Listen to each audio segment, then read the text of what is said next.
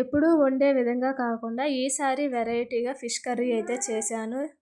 Super టేస్టీగా వచ్చిందనమాట.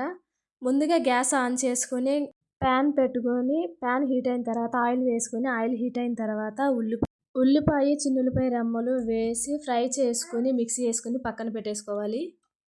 కడిగి పక్కన పెట్టుకున్న ఫిష్‌ని తీసుకొని అందులోకి ఉప్పు, పసుపు, కారం, ధనియాల పౌడర్, జీలకర్ర పౌడర్, గరం మసాలా, ముందుగా వేయించుకొని ఫ్రై చేసుకున్న మసాలాను కూడా అందులో యాడ్ చేసుకొని మ్యాగ్నేట్ చేసుకొని పక్కన పెట్టేసుకోవాలన్నమాట.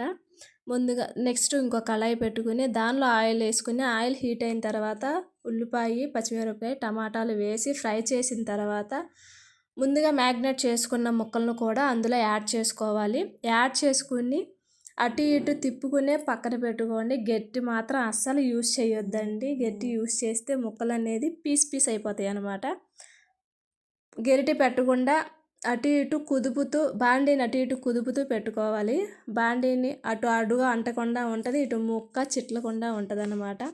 చాలా టేస్టీగా ఉంది కర్రీ. నేను ఇదే ఫస్ట్ టైం చేశానన్నమాట.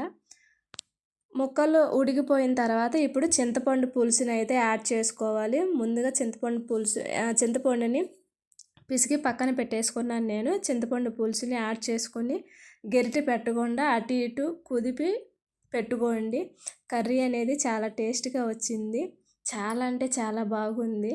నేను ఇప్పుడే ఫస్ట్ టైం చేశాను అనమాట. నాకైతే బాగా నచ్చింది. మా హస్బెండ్ కూడా బాగా తిన్నారనమాట. నచ్చితే మీరు కూడా ట్రై చేయండి. ఈ విధంగా ఫిష్ కర్రీ చేసుకొని తింటే సూపర్ అంటే సూపర్ ఉంటుంది. నచ్చితే లైక్, సబ్స్క్రైబ్. Thank you.